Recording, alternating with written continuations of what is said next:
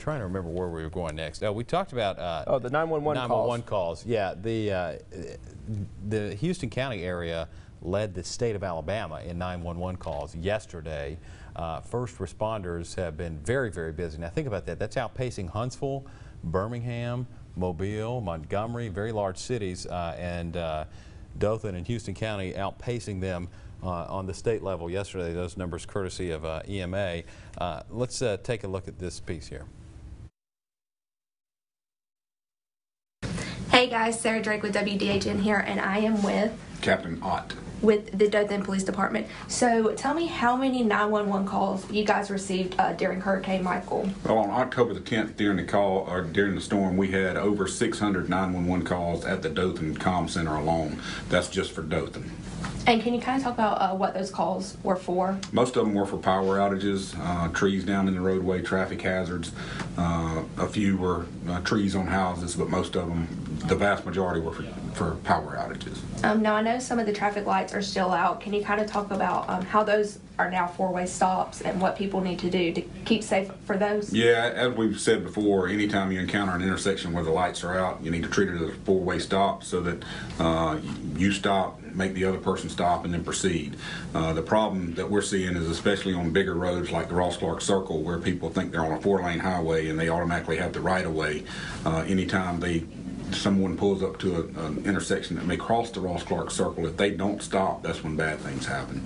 And then just talk about the importance of being safe while people are driving on these roads. You know, trees are still down, power lines are still down. What do people need to do to just stay safe? Just slow down and be patient. And not only remember, that we have trees down, we still have work crews out who are trying to work, but we also have an influx of people from other areas, Florida, and evacuees from other areas who don't know where they are. They don't know where they're trying to turn to. They don't know how close they are to that turn. We also have problems with some cell phone towers are still down, so coverages are not as good with cell phones, so GPS may not be working as well on the phone. So just slow down and be patient and just let's get through this. Things get better every day. I think we still have a little over 13,000 people in Dothan without power, but that number it'll get better every minute. And the crews are still working, and as soon as the power gets back on, that's the biggest thing to getting back to normal. As soon as power gets back on, people's lives kind of return to normal, traffic lights get back on, the quicker things will begin to get better.